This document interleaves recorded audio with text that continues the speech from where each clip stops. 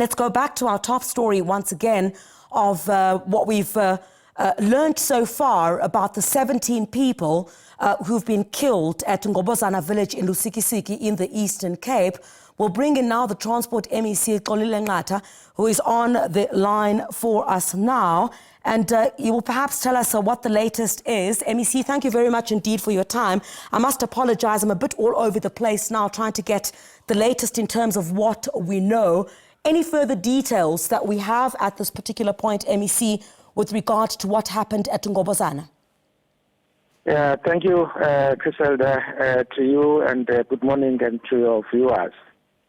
Let me take this opportunity on behalf of the provincial government to convey our condolences to the family after this brutal killing of family members which took place at Lusikisiki. And we are quite happy and with the police that have activated the 72-hour activation plan to ensure that the perpetrators are brought to book. And we are working together with the police as the Department of Community Safety and urge communities to come forward with any information that they may have. And we wish the one person, the 18th one, who is critically ill in hospital, speedy recovery. Because his recovery can help us shed more light and help police to get more information so that the perpetrators can be brought to book. And MEC, do we have any details thus far about how many assailants are being looked for at this particular stage? Because certainly to have gunned down so many people, it could not have been one person, just from looking at what we can see, having been live at the scene a couple of moments ago. It is not clear at this stage as to how many people that are involved.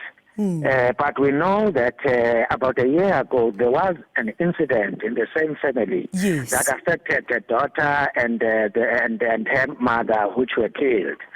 And apparently they were preparing today to go to some ritual after the passing of the daughter a year ago. And the police are going to be following all the leads. But there are suspicions from community members that it might be somebody or people that are known to the victims. Hence, they have killed them so that they are not being identified.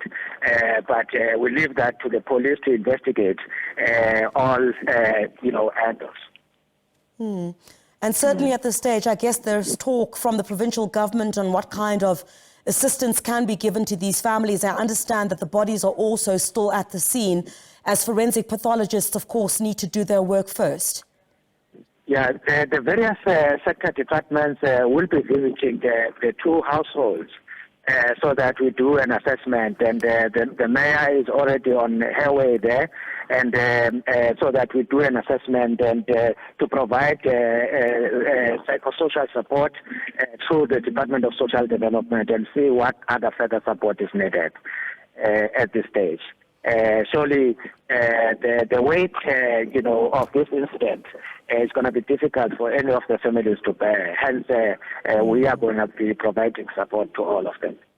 All right, MEC, I think we'll speak to you again once we have further details. We do understand that police will be providing an update a little bit later on this afternoon with regard to what we know thus far. But thank you very much indeed for speaking to us here on the SABC News channel about what we know thus far, MEC Xolile Nqatha. All right, and we'll go back to that story once a bit more surfaces in the next, I guess, couple of hours with regard to what exactly happened at that village in Lusikisiki. Absolutely horrific incident that has taken place.